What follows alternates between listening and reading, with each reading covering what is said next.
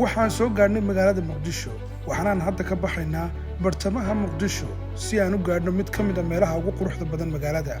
Goobtan oo lagu magacaabo xaafadda Dar es Salaam ayaa waxaa ku dhex yaala beertan oo ah mid si qurux badan loo nashqadeeyay isla markaana isugu jirta mid leh goobaha lagu nasto iyo deegaanka oo ah mid aad u cagaaran.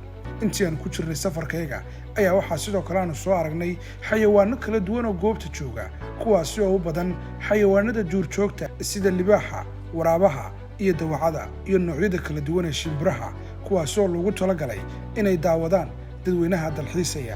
runtii waxa halkan aad kala kulmaysaa marka aad timaado waxyaabo fara badan oo aad u qurux badan. waxaana halkan ku arkaysaa xayawaano duurjooga oo runtii halkan la keenay isla markaasna lagu talagalay inay dadku ay daawadaan.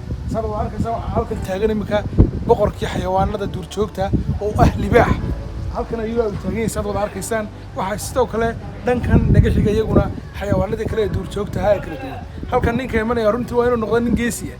goobtan ayaa mid ay soo booqdaan badi dadka yimaada magaalada Muqdisho. dabcan Ayuub Show baa Dar es Salaam soo booqatay anagu de reer Muqdisho ana dabcan waxa weeye waa ku soo noqonaa laakiin Ayuub Show bahda Ayuub Show meeshan ku cusbaa soo booqday maanta waxaanu hadda qaybtana joognaa qaybtii xayawaanaadka oo dabcan xayawaanaadkii ii sheegay libaaxa ugu weynaa ayaa jooga shimbiraha qaybta ii sheegay bolbolada loo yaqaan ugu yaraay. haddaba haddii aad timaado daawade ha ka mid noqoto goobaha aad booqan doontid ku xidhnow Ayuub Show lana soco muuqaal